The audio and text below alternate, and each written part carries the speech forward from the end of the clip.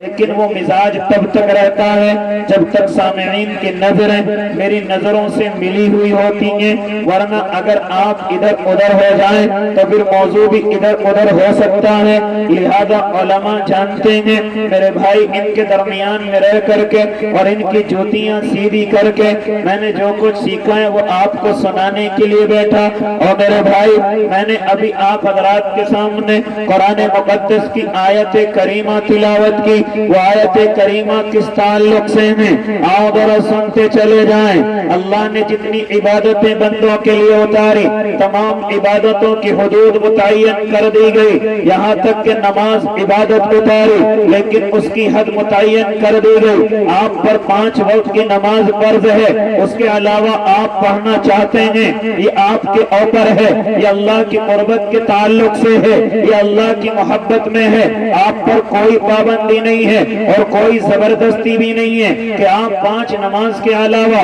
اور نمازوں کا اہتمام کریں، نہ روکا گیا اور نہ زبردستی کی گئی، بلکہ جو یہ چاہے کہ اللہ کے قریب ہو جائے تو اس کو چاہیے کہ وہ نمازوں میں بڑھوتری کر لے، جو چاہے کہ اللہ کا دوست بن جائے وہ راتوں کو اٹھ کر کے اپنے اللہ کے سامنے آنسو بہائے، جو یہ چاہے کہ میں اس زمین کا ولی کامل ہو جاؤں تو اس کو چاہیے کہ وہ اللہ کی عبادت میں اور خاص طور سے تہجد کی نماز کی پابندی کر لے۔ لیکن کہنے کا مقصد یہ نہیں، صرف اتنا بتلانے لگا کہ اللہ کی طرف سے جو فرض نمازیں کی گئی ہیں وہ صرف اور صرف 5 ہیں۔ اگر ان کو ادا کرو گے اللہ کو راضی کرو گے، اور اگر ان کو ادا نہیں کرو گے تو کل قیامت کا میدان ہوگا اور تمام کے تمام انسان جو اللہ کو مانتے ہوں گے اللہ کے دیدار کو دیکھ کر کے فوراً سجدوں کے اندر چلے جائیں گے، لیکن کچھ لوگ ایسے ہوں گے کہ جن پر سجدہ نہیں ہوگا، وہ کھڑے کے کھڑے رہ جائیں گے، کیونکہ مونے کی طاقت میرے اللہ نے اسی زمین پر دے رکھی ہے، اور جب تک چاہو اللہ کے سامنے جھک سکتے ہو، لیکن اگر اس زمین پر نہ جھکے اور اس زمین پر اللہ کے سامنے اپنی پیشانیوں کو نہ رکھا گیا تو یاد رکھنا کل قیامت کا میدان ہوگا، اور میں اور آپ جھکنا بھی چاہیں گے تو جھک نہ سکیں گے، میں اور آپ اپنی پیشانیوں کو رکھنا چاہیں گے لیکن رکھ نہ سکیں گے، اور جتنے بھی اللہ کے سامنے نہ جھکنے والے ہوں گے، جو تمام اللہ کو ماننے والے اللہ کے سامنے زمین پر سجدے میں گر جائیں گے تو اس وقت میں کچھ ہوں گے جو کھڑے کے کھڑے رہ جائیں گے۔ میرا اور آپ کا اللہ ارشاد فرمائے گا سجدے میں کیوں نہیں جاتے، کیوں اپنے اللہ کی عبادت میں نہیں گرتے، کیا کہیں گے؟ اللہ قالوا لم نک من المصلین، اللہ ہم دنیا میں نماز نہیں پڑھتے تھے، اس لیے نہیں جھکا جا رہا ہے ہم پہ اس زمین کے بعد۔ اللہ تیرے سامنے ہم پر نہیں جھکا جا رہا ہے کیونکہ ہم زمین پر نہیں جھکے تھے، زمین پر تیرے سامنے سجدہ نہیں کیا تھا۔ میرا موضوع یہ بھی نہیں، میں تو صرف اتنا بتلانے لگا اگر نماز کی پابندی کرو گے اللہ کے یہاں انعام پاؤ گے، اور اگر نماز کی پابندی نہ کی گئی تو پھر سزا کے مستحق ہوں گے۔ اسی طریقے سے میرے اللہ نے روزے کو اتارا، روزے کی حدود متعین کر دی گئی کہ رمضان کا مہینہ آئے آپ رمضان کے مہینے میں روزوں کی پابندی کیجیے، اس کے علاوہ تم پر کوئی روزہ فرض نہیں قرار دیا گیا ہے۔ اگر اللہ کے قریب ہونا چاہتے ہیں تو روزے رکھ سکتے ہیں، نقلی روزوں کی پابندی کر سکتے ہیں، لیکن رمضان کے علاوہ میرے اور آپ کے اللہ نے کوئی روزہ انسان پر فرض نہیں کیا ہے۔ اس کی بھی حد متعین کر دی گئی۔ اسی طریقے سے مال کو خرچ کرنے کی پابندی آئی ہے کہ جب تم مالک نصاب ہو جاؤ، جب تم سارے 52 تولے چاندی کے مالک ہو جاؤ، جب تم سارے 7 تولے سونے کے مالک ہو جاؤ، جب تمہارے پاس نقد اتنا مال آ جائے کہ سارے 52 تولے چاندی خرید سکو، یا اتنا سونا یا اتنا نقد مال تمہارے پاس آ جائے کہ تم سارے 52 تولے چاندی خرید سکو، تب اللہ نے اس میں تم پر 2.5% کو فرض قرار دے دیا ہے۔ اس میں سے اللہ کے نام کا نکالنا ہے، صدقۃ الفطر اتنا نکالنا ہے، اس کے علاوہ کوئی خرچ میرے اور آپ کے اوپر فرض نہیں ہے۔ زیادہ مالدار ہو جاؤ تو حج بیت اللہ کا سفر کرنا یہ آپ پر فرض ہے، لیکن اس کے علاوہ کوئی صدقہ یا اسی طریقے سے اپنی مرضی سے نکالنا یہ اللہ کی طرف سے فرض نہیں ہے، تیری مرضی ہے اگر تو چاہے کہ میں اللہ کے قریب ہو جاؤں تو اپنے مال سے خوب غریبوں پر خرچ کر، لیکن فرض صرف زکوٰۃ ہے، فرض صرف حج ہے، واجب صرف صدقۃ الفطر ہے۔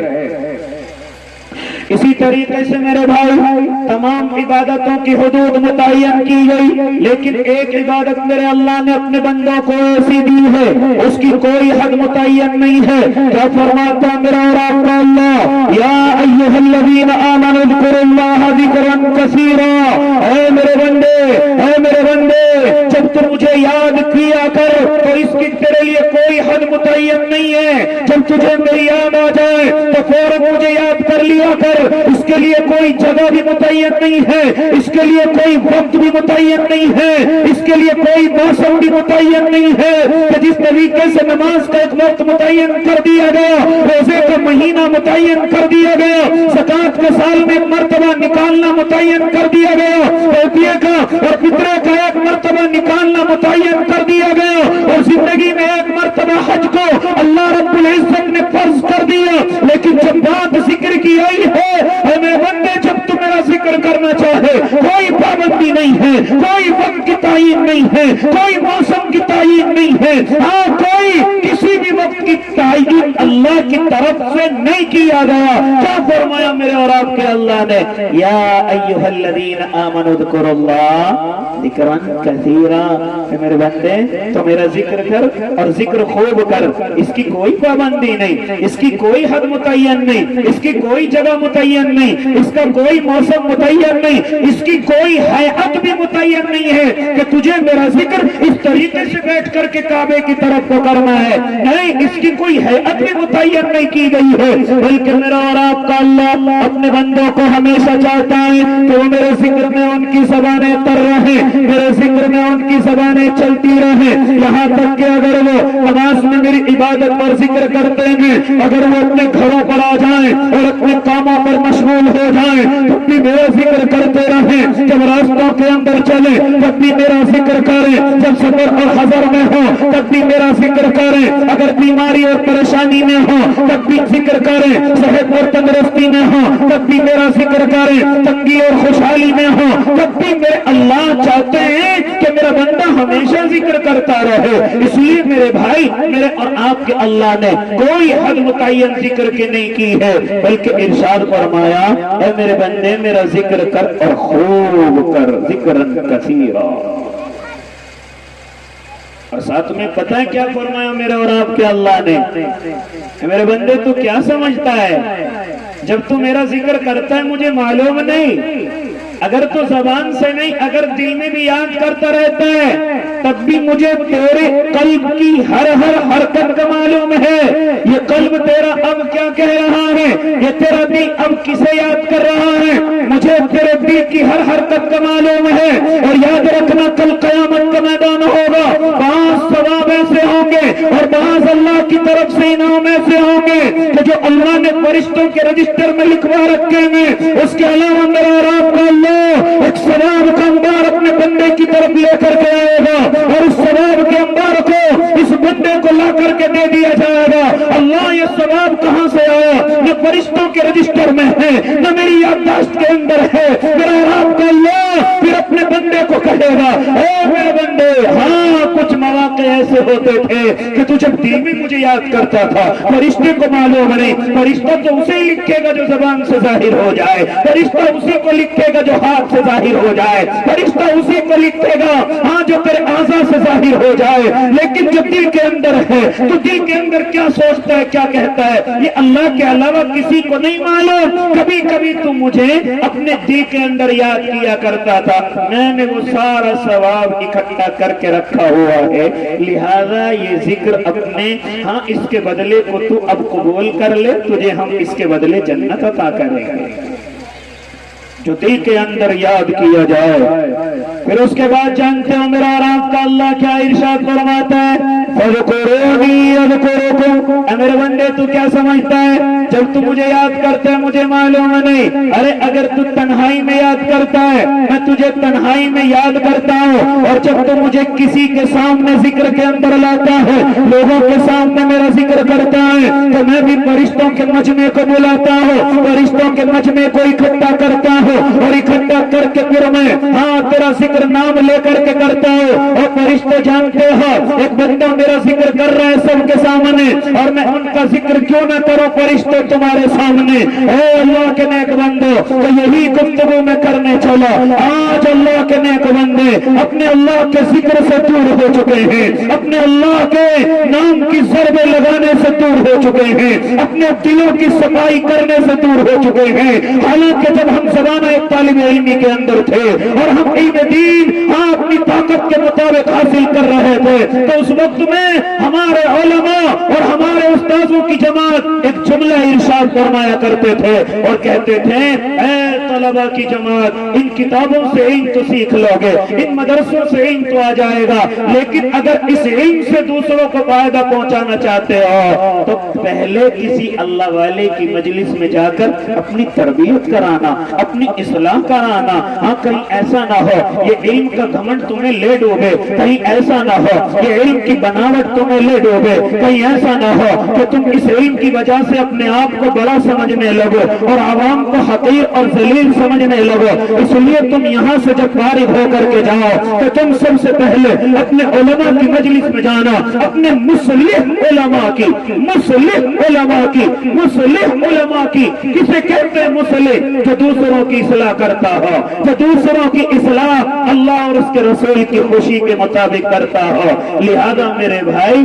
اس کے لیے علماء نے یہ لکھا ہے کہ اس کے لیے عالم ہونا بھی فرض نہیں۔ اگر کوئی اللہ کے قریب ایسا بندہ ہے جو علم میں تو مکمل نہیں ہے لیکن وہ اللہ کے قریب ہے، تو تم عالم ہو پھر بھی اس کے ہاتھوں میں اپنا ہاتھ دے دینا۔ اگر وہ واقعی میں اللہ کے قریب ہے،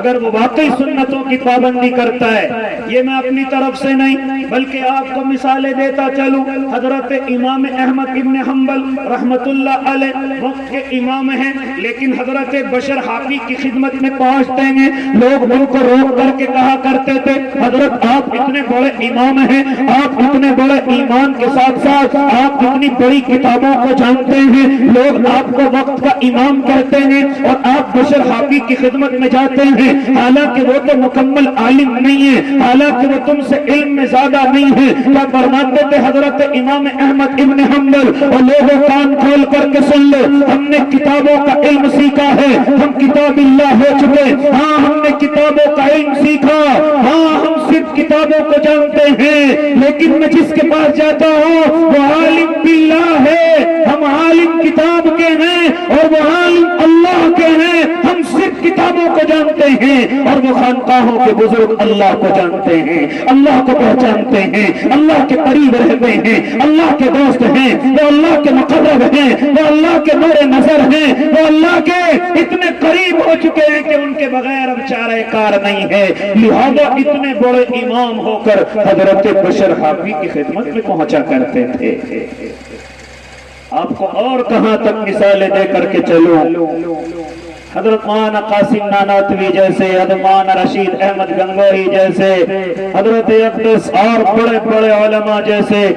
جس کے مرید اور جس کے غلام تھے وہ حضرت حاجی امداد اللہ مہاجر مکی، لیکن کیا فرماتے علماء؟ باقاعدہ عالم نہیں۔ اے اللہ کے بندو، یہ دنیا بالکل الگ ہے، اس کے لیے علم شرط نہیں ہے، علم اچھی چیز ہے لیکن علم شرط نہیں ہے، علم سے ان کو اور زیادہ ترقی ملتی ہے، لیکن علم اس دنیا کے لیے اتنا شرط نہیں ہے کہ بالکل ضروری باقاعدہ طور پر عالم ہونا چاہیے، کسی مدرسے اور بڑے مدرسے کی سند اس کے پاس ہونی چاہیے۔ نہ میرے بھائی، اگر کوئی اللہ کے قریب ہونا چاہے وہ اپنے علماء سے رابطہ کرے اور قرآن اور حدیث کے مطابق اپنے اللہ کی طرف چلتا چلا جائے، روتا چلا جائے، راتوں کے اندھیروں میں اٹھ کر کے اپنے اللہ کو مناتا چلا جائے۔ اسی لیے تو علماء نے جہاں مدرسوں کے ترتیب کو لوگوں کے لیے قرار دیا ہے، جہاں دعوت و تبلیغ کو قرار دیا ہے، وہی علماء نے اپنے طالب علموں کو خاص طور سے یہ کہا تھا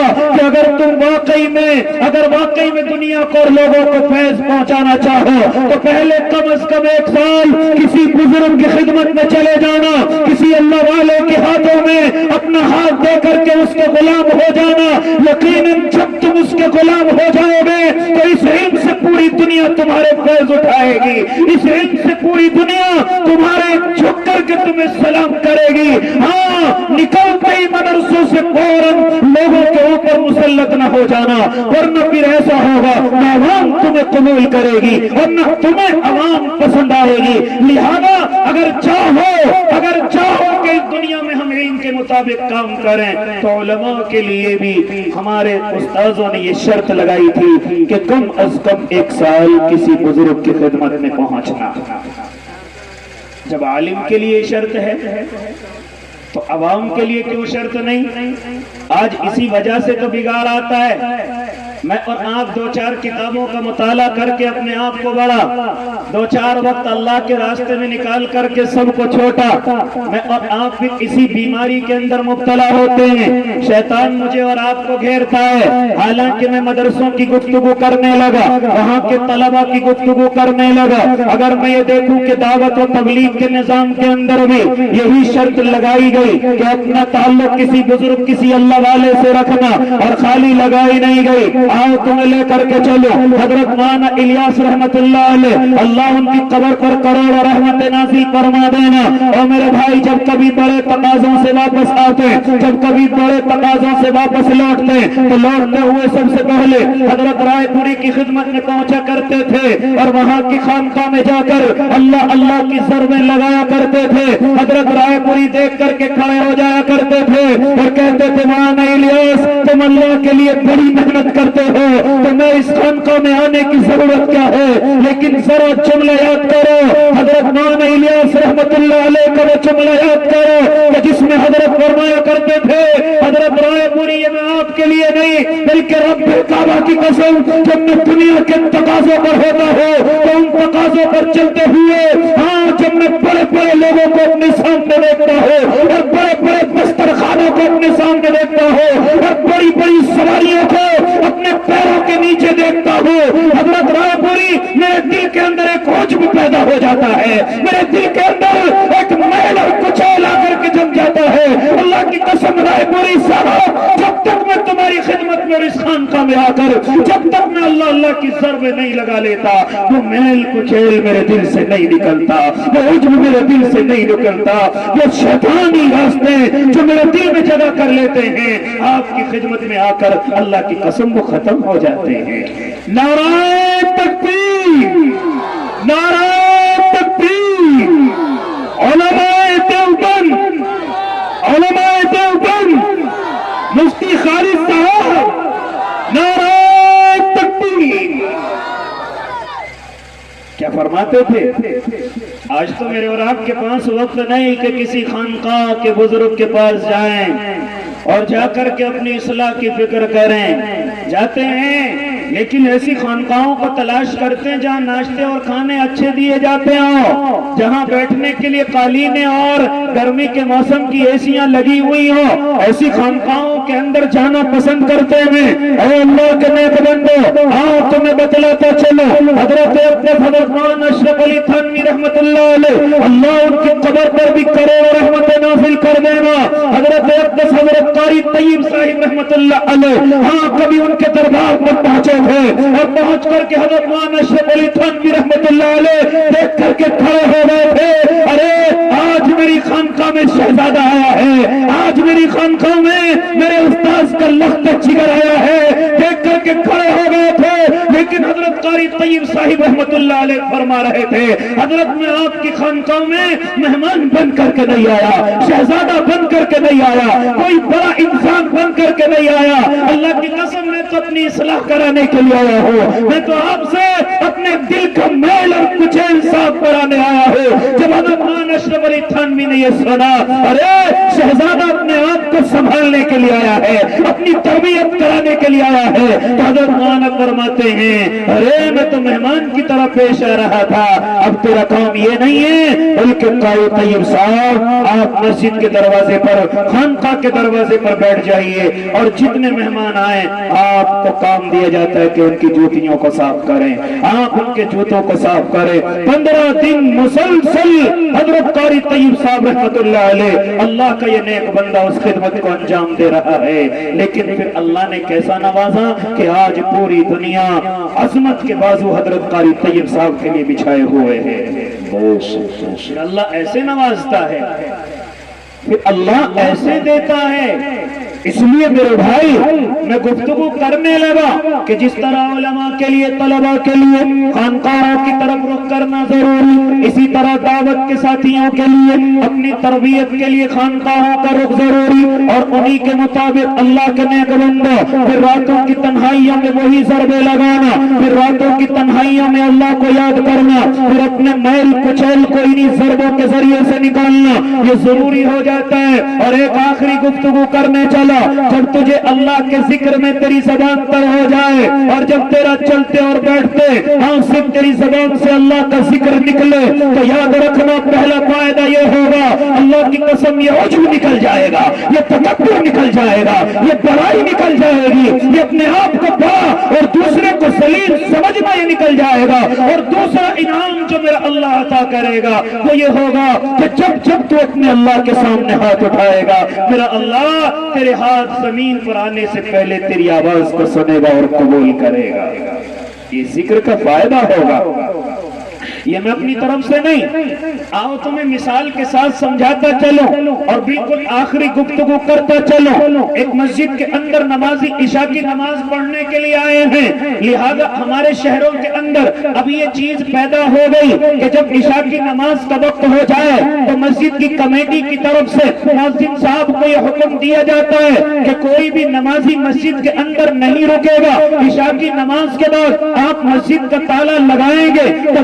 تمام نمازیوں کو باہر کر دیں گے۔ لہذا حسب دستور ایک مسجد کے مؤذن صاحب ہیں، لہذا نمازیوں کے جانے کا انتظار کر رہے ہیں، اکثر نمازی جا چکے ہیں، لہذا ایک طرف کونے کے اندر دیکھتے ہیں کہ کوئی اللہ کا نیک بندہ اپنی گردن کو جھکائے ہوئے اللہ کا ذکر کر رہا ہے۔ مؤذن صاحب اس کے قریب جاتے ہیں، اس کا انتظار کرتے ہیں، لیکن ابھی گردن نہیں اٹھی، گھنٹہ 1.5 گھنٹہ ہو گیا لیکن وہ اللہ کا بندہ ابھی اپنے ذکر سے اپنے سر کو نہیں اٹھا رہا ہے۔ جب کافی دیر ہو گئی تو مؤذن صاحب کہتے ہیں ارے کون ہے اللہ کا بندہ، چاہتا کیوں نہیں مجھے تالا لگانے کے لیے دیر ہو رہی ہے۔ لہذا وہ بزرگ سر اٹھا کر کے کہتے ہیں اور کہتے ہیں او اللہ کے نیک بندے، مجھے میرے اللہ کا ذکر کرنے دیا جائے، مجھے اپنے اللہ کی یاد میں مستغرق ہونے دیا جائے، میں مسافر ہوں، رات کے اندھیروں میں کہاں جاؤں گا، میری منزل کہاں ہے مجھے معلوم نہیں، لہذا مجھے ذرا سا وقت دیا جائے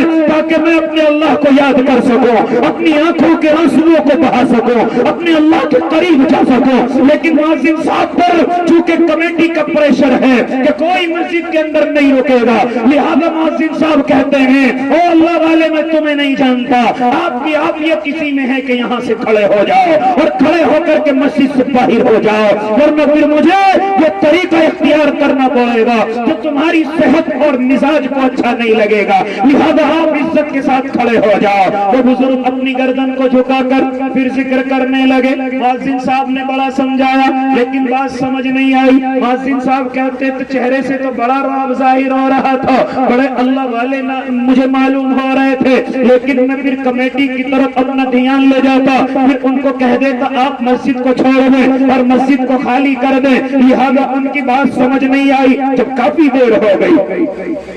مؤذن صاحب نے اپنا ہاتھ لیا، ان کی بغل میں دیا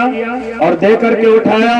اور پکڑ کر کے مسجد سے باہر لے گئے اور مسجد سے باہر دھکا دے کر کے انہوں نے کنڈی اندر سے لگائی اور کہا جاؤ جہاں جا سکتے ہو۔ چنانچہ کنڈی لگا کر کے ان بزرگ کو جو بھی ایک کونے کے اندر اللہ کا ذکر کر رہے تھے، لہذا انہوں نے ان کو باہر کر کے مسجد کی کنڈی لگا لی۔ اب یہ مسافر باہر کھڑے ہوئے ہیں، مسجد کے سامنے ایک نان بائی کی دکان ہے، جو نان بائی راتوں کو نان लगा करके जा रहा है, लिहाजा वो वहां पर बैठा हुआ ये सारा नजारा देख रहा है और आकर के कहता है हजरत आप बिल्कुल न घबराएं, ये मुअज्जिन साहब कमेटी की वजह से ऐसा करते हैं, वरना मुअज्जिन साहब को आपसे नफरत नहीं है, न आपसे वो कोई दुश्मनी रखते हैं, बल्कि ये कमेटी के हुक्म को मानते हैं। अगर इन्होंने कमेटी के हुक्म को न माना तो कल का बिस्तर इनके सर पर रख दिया जाएगा। लिहाजा आप मुझे अल्लाह वाले मालूम होते हैं। ये कौन कह रहा है? ये वो नान का बनाने वाला, वो नान भाई जो रात को तंदूर बंद करके अपने घर की तरफ जाने वाला है। लिहाजा वो इस बुजुर्ग को देखता है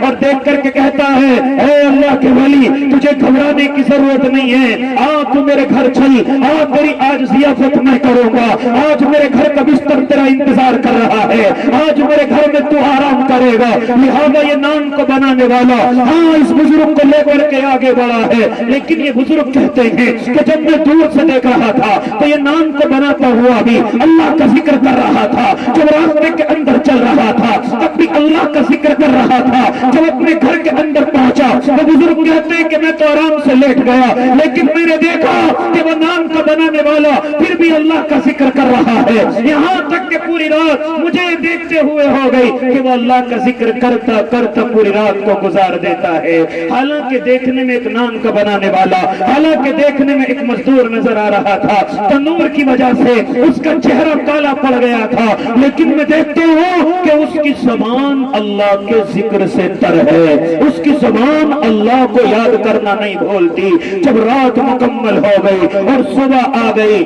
मैंने चलते हुए उससे इजाजत चाही और मालूम किया, अरे तुम तो बड़ा अल्लाह का जिक्र करते हो। फरमाया कि हाँ कर लेता हूँ।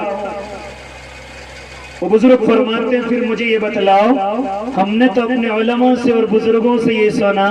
कि जिक्र करने वाला बड़े ऊंचे ओहदे पर होता है, दुनिया के एतबार से अगर वो लोगों को नजर न आए लेकिन वो अल्लाह के यहाँ बड़ा दर्जा पा लेता है। तूने इस जिक्र की बरकत से क्या अपनी जिंदगी के अंदर देखा? तो जानते हो उस्मान भाई ने क्या कहा? पहला सवाल और उसका जवाब ये दिया कि इस जिक्र की बरकत से सबसे बड़ा फायदा मेरा ये हुआ कि जब जब मैं अपने अल्लाह के सामने हाथ उठाता हूँ तो मेरा अल्लाह हाथ जमीन पर आने से पहले मेरी दुआ की कबूलियत का परवाना भेज देता है और मेरी दुआ को कबूल कर लेता है। आज तक मैंने अपने अल्लाह से जो मांगा मेरे अल्लाह ने मुझे मायूस नहीं किया और मेरे दामन के अंदर डाल दिया। सिर्फ जिक्र का सबसे बड़ा फायदा मैं ये देख रहा हूँ कि जो कुछ भी अपने अल्लाह से मैं अपने लिए मांगू या दूसरों के लिए मांगू मेरा अल्लाह फौरन मुझे अता कर देता है। लेकिन वो सांस में एक ठंडी सांस लेकर के कहता है सिर्फ एक दुआ है जो मेरी कबूल नहीं होती, सिर्फ एक दुआ है जिसको मेरे अल्लाह कबूल नहीं करता। हजरत मालूम करते हैं बुजुर्ग बड़े भाई वो कौन सी दुआ है? वो कहता है कि मेरी दुआ बड़े दिनों से ये है, अल्लाह मुझे मोहम्मद बिन अब्दुल्लाह अहमद इब्न हंबल की एक मर्तबा जियारत करा दीजिए। मैं रोजाना अपने अल्लाह से मांगता हूँ, कभी तहज्जुद के वक्त में, कभी रात के अंधेरों में, कभी नमाजों के मुसल्लों पर, कभी तन्हाई और सफर में मैं अपने अल्लाह से जहां इतनी सारी दुआ करता हूँ अल्लाह सब कबूल कर लेता है। लेकिन मैं एक दुआ परसों से करता हुआ आ रहा हूँ, अल्लाह इस वक्त का इमाम अहमद इब्न हंबल है, अल्लाह सिर्फ मैं उससे ये नहीं चाहता कि मेरा मुसाफा सलाम हो जाए, मेरा मुआनका हो जाए, मेरे अल्लाह सिर्फ मैं इतना चाहता हूँ कि उस अल्लाह के नेक बंदे की एक मर्तबा जियारत हो जाए, एक मर्तबा मैं उसके चेहरे को देख लूं। मैं अपने अल्लाह से ये दुआ मांगता हूँ लेकिन अभी तक ये दुआ कबूल नहीं हुई है। वो बुजुर्ग मुस्कुराते हैं और फरमाते हैं अल्लाह के बंदे राजी हो जा और तुझे खुशखबरी हो कि जो आज तेरे घर में मेहमान था वो कोई और नहीं, वो इमाम अहमद इब्न हंबल ही था। वो आज तेरे घर का मेहमान कौन था? जिसको तू चाहता था कि उसकी जियारत हो जाए, सिर्फ एक झलक उसके चेहरे पर पड़ जाए تو اس کے ایک چہرے کو دیکھنا چاہتا تھا، اللہ نے تیرے لیے اس کو پوری رات کا مہمان بنا دیا، اللہ نے تیرے حصے میں اس کا طعام اور قیام دونوں کو ہی پیدا کر دیا۔ ارے کیا فائدہ، کیا سبق ملتا ہے؟ پہلا سبق یہ میرے بھائی پیچھے لوٹو، وہ مؤذن حضرت امام صاحب کو دوڑا رہا ہے، لیکن حضرت نے ایک بھی دفعہ اپنی زبان سے یہ نہیں کہا ارے تو مجھے نہیں جانتا میں وقت کا امام احمد ابن حنبل ہوں، تو مجھے مسجد سے کیسے بھگا سکتا ہے؟ ذرا اپنی کمیٹی والوں کو بلوا، ذرا اپنے محلے کو بتا دے کہ مسجد میں امام احمد ابن حنبل بیٹھا ہوا ہے۔ لیکن نہیں، وہ مؤذن سے خوشامد کرتے رہے، ذرا سا موقع دے دے اللہ کو یاد کرنے کا۔ اگر مجھ جیسا کوئی متکبر ہوتا تو شاید مؤذن صاحب سے لڑتا اور کہتا ارے تو جانتا نہیں ہے میں جامع مسجد کا امام ہوں، میں سمر گارڈن کا خطیب ہوں، میں فلاں ہوں، تو مجھے کیسے ایسے کر سکتا ہے؟ لیکن نہیں، حضرت امام احمد ابن حنبل ایسے ہی بیٹھے ہوئے اور مؤذن کی خوشامد کر رہے ہیں۔ اللہ کی قسم اگر لوگوں کو معلوم ہو جاتا کہ احمد ابن حنبل ہماری مسجد میں آیا ہے تو تمام کے تمام عظمت کے بازو بچھا دیتے، تمام محلہ ان سے مسافر اور معانقے کے لیے ترستے ہوئے دوڑتا پڑتا۔ لیکن حضرت کی زبان پر ایک مرتبہ یہ نہیں آیا کہ جانتا نہیں ہے تو جسے مسجد سے بھگا رہا ہے وہ کون ہے؟ نہیں، کچھ نہیں بتلایا، اور جیسا وہ مؤذن پیش آیا ویسے اس کے سارے ٹارچر کو برداشت کیا اور مسجد سے باہر نکل گئے۔ پہلا یہ کہ اللہ اس ذکر کی برکت سے بندے کے اندر عاجزی اور انکساری پیدا کر دیتا ہے، عجب نکال دیتا ہے، تکبر نکال دیتا ہے، بڑائی نکال دیتا ہے، خود پسندی اللہ اس کے اندر سے ذکر کی برکت سے نکال دیتا ہے۔ اور دوسرا یہ کہ میرا اللہ اس ذکر کی برکت سے اپنے بندے کو مستجاب الدعوات بنا دیتا ہے کہ جو بھی یہ مجھ سے مانگے گا ہم اس کو عطا کریں گے۔ تو انشاءاللہ ارادہ کرتے ہیں کہ اللہ کا ذکر کریں گے انشاءاللہ، مدرسوں کے ساتھ ساتھ دعوت کے ساتھ ساتھ انشاءاللہ خانقاہوں کے بزرگوں کے پاس جا کر اپنے ہاتھ ان کے ہاتھوں میں دیں گے انشاءاللہ، غلامی ان کی اختیار کریں گے، اپنے دلوں کو صاف کرائیں گے۔ یہ نہ سمجھیں کہ ہمارے دل صاف ہیں، جب چیک اپ ہوتا ہے تب پتہ لگتا ہے کون کون سی بیماریاں ہیں۔ ابھی تو میں بھی یہ سمجھ رہا ہوں کہ مجھ سے بڑا نیک کوئی نہیں، لیکن جب اللہ کے ان بندوں کی خانقاہ میں پہنچے گا تو معلوم ہو جائے گا تیرے اندر کون کون سی بیماریاں ہیں، تیرے اندر کیا کیا کمیاں ہیں۔ لہذا میرے بھائی میں اور آپ ارادے کرے کہ انشاءاللہ اپنے اللہ کو راضی کرنے کے لیے اس ذکر کی دولت کو اپنے اندر لائیں گے، اور یہ دولت ان خانقاہوں سے آئے گی، اور خانقاہوں میں اپنے جا کر کے اپنے ہاتھ پیش کریں گے، اور کرامت تلاش نہیں کرنی ہے کہ بلا بزرگ اڑتا ہے تو اس کے پاس جائیں گے، پانی پر مسلح بچھاتا ہے تو اس کے پاس جائیں گے، نہ میرے بھائی، بلکہ علماء نے فرمایا کہ جس کو تم یہ دیکھو کہ اس کی صبح اور شام اور اس کا رات اور دن اللہ کے نبی کی سنت کو ایک کو بھی ادھر ادھر نہیں کرتا، تو اس کے فوراً میں اور آپ غلام بن جائیں، کیونکہ سنتوں پر عمل کرنے والا واقعی اللہ کا نیک بندہ ہے۔ اس لیے کریں گے نا بھائی انشاءاللہ، انشاءاللہ کریں گے نا بھائی۔ کون کون جائے گا آج سے انشاءاللہ خانقاہوں میں؟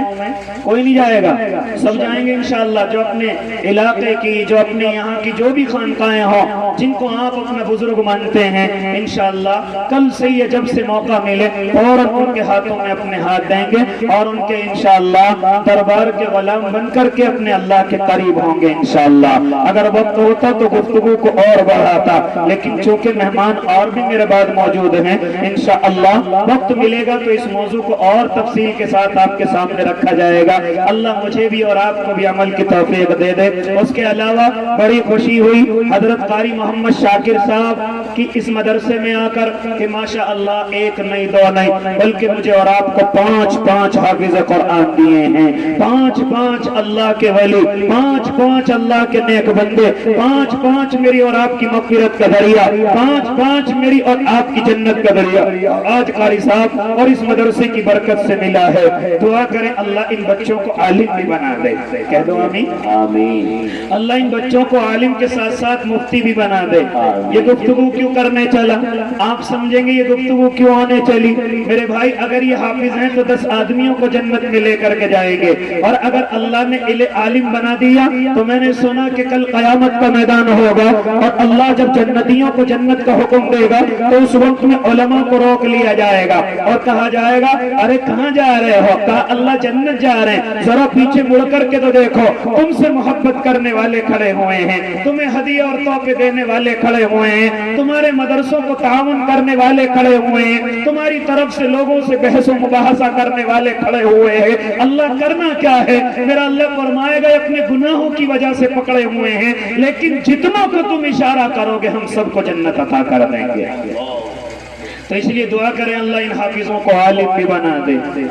ماشاءاللہ۔ اس کے علاوہ میرے بھائی اس وقت میں آپ جانتے ہیں کہ حالات کیسے ہیں۔ ابھی بتلایا گیا کہ اپنے مال کی زکوٰۃ بھی نکالنی ہے، لیکن اس وقت میں خالی زکوٰۃ سے کام چلنے والا نہیں۔ آپ دیکھ رہے ہیں کہ چاروں طرف سے مدرسوں اور مسجدوں اور علماء اور اللہ والوں کو گھیرے جانے کی کوششیں کی جا رہی ہیں۔ تو ایسے وقت میں میری اور آپ کی اور زیادہ محنت بڑھ جاتی ہے۔ میں اور آپ ان مدرسوں کا، ان علماء کا جان سے بھی ساتھ دیں اور مال سے بھی ساتھ دیں۔ دیں گے نا بھائی انشاءاللہ؟ دشمن کتنی طاقت لگا لے لیکن انشاءاللہ ہم اپنے خون پسینے سے ان مدرسوں کو چلائیں گے نا بھائی انشاءاللہ۔ تو کون اللہ کا بندہ اس وقت میں بیٹھا ہوا ہے جو اپنے اس مدرسے کے لیے کچھ تعاون کچھ لے کر کے بیٹھا ہوا ہے؟ کوئی اللہ کا نیک بندہ ہو؟